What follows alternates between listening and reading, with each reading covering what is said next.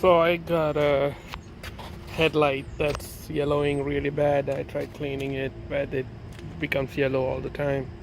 The side's been replaced because it hit a deer and that replaced it. So this side I checked and it costs like $900 I think from Lexus dealer because it has that AFS system, which is like that piece is like a eyeball. So it turns when you turn the car, or it just itself. So that's what makes it expensive. But I have a solution. I think I have a solution. Let's see. So what I did was I bought a cheaper headlight without the AFS.